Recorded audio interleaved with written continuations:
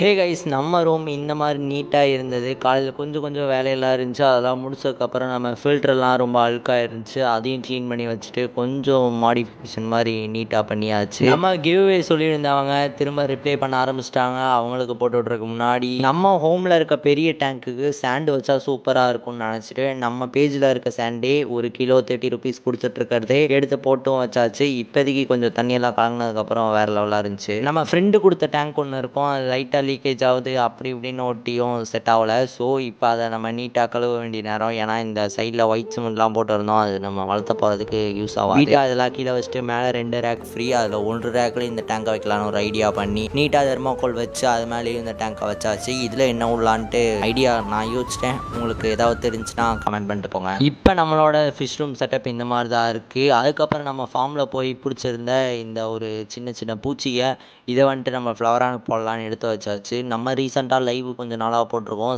செம சப்போர்ட் கொடுக்குறீங்க, இதே சப்போர்ட் கொடுங்க. டாடா.